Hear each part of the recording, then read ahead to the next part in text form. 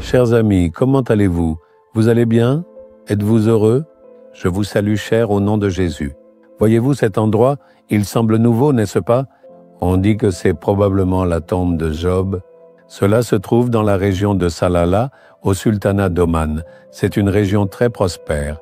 Parmi les pays du Golfe, cette ville se distingue par sa particularité. C'est une ville spécifique du sultanat d'Oman. Ce n'est pas tout.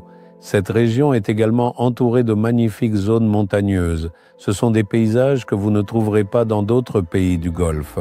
Il y a beaucoup de verdure avec de nombreux arbres. Pendant 2 à 3 mois de l'année, cette région reçoit des pluies et des averses, ce qui la rend très fertile. On croit que Job a vécu dans cette région. C'est ce qui est écrit ici. Pourquoi? Parce que, en voyant cela, de nombreuses questions me sont venues à l'esprit. Mais d'un autre côté, la scène que j'ai observée était impressionnante. J'ai pu voir ici des milliers de chameaux rassemblés en un seul endroit. Je pouvais voir des vaches paître dehors. Je pouvais voir des moutons élevés ici. Et je pouvais voir des ânes. Nulle part ailleurs, on ne peut voir cela en plein air. D'habitude, les bovins sont gardés dans des fermes, à l'intérieur, et ne sont pas visibles de l'extérieur. C'est exactement ce qui est mentionné dans le premier chapitre de Job. Il avait des chèvres, des bovins, des chameaux et des serviteurs.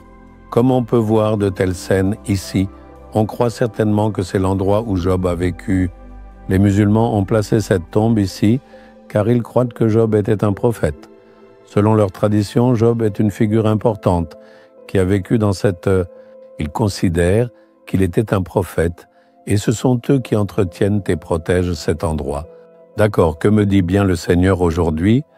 2 Thessaloniciens chapitre 3 verset 3. Le Seigneur est fidèle, il vous affermira et vous préservera du malin. Le Seigneur est un Dieu fidèle, il nous protégera du mal et nous gardera en sécurité. Il se peut que quelque mal vous entoure, des personnes malveillantes, des gens qui font le mal, que ce soit dans l'endroit où vous vivez, travaillez, faites des affaires ou accomplissez votre ministère. Paul dit que lorsque le mal est venu à cause des hommes pervers et méchants, le Seigneur l'a protégé. Il vous éloignera et vous protégera. Vous avez besoin d'une protection. Vous êtes dans une situation où vous devez être protégé des personnes malveillantes et certaines jalouses. Le Seigneur est fidèle, il vous protégera. N'ayez pas peur, ne vous découragez pas. Personne ne pourra vous faire de mal. On ne peut pas vous détruire car le Seigneur est le Dieu qui vous protège. Nous lisons dans le premier chapitre de Job que Dieu a entouré Job d'une haie de protection. Nous lisons au début de Job que même Satan ne pouvait pas entrer, protéger Job, empêchant même Satan de pénétrer. Ce même Seigneur déclare « Je suis le Dieu qui te protège ». Il est le Dieu fidèle, le Dieu qui a protégé Job, et il est aussi le Dieu fidèle qui nous protège.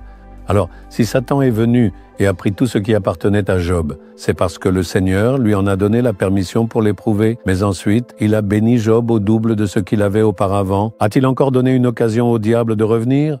Non, il n'a permis qu'une seule épreuve, c'est tout. Satan ne peut pas venir encore et encore pour agir comme il le veut, car le Seigneur ne lui laissera pas cette liberté à répétition. Puisque le défi venait de Satan, le Seigneur l'a accepté et a permis l'épreuve une seule fois, rien de plus. Autrement, le Seigneur ne nous abandonnera jamais à qui que ce soit. N'ayez pas peur, le Seigneur est fidèle. C'est lui qui m'a appelé, il me connaît et il est véritable. Ayez foi en lui, il me protégera. Dans mon parcours de 50 ans de ministère, de nombreuses personnes, y compris des individus malveillants, se sont levés et ont même lancé des défis pour me détruire ainsi que ce ministère. Ils ont essayé de m'intimider de nombreuses façons, mais le Seigneur ne m'a jamais abandonné entre leurs mains. Il m'a protégé et m'a conduit jusqu'à ce jour. Pour cela, je loue Dieu. Le Dieu fidèle vous protégera aussi. Déclarez avec foi, Jésus, tu es le Dieu véritable. Je crois que tu me protégeras de tout mal et me préserveras. Des gens malveillants m'échapperont certainement de leurs mains. Je le crois sûrement et fermement au nom de Jésus. Amen, Amen.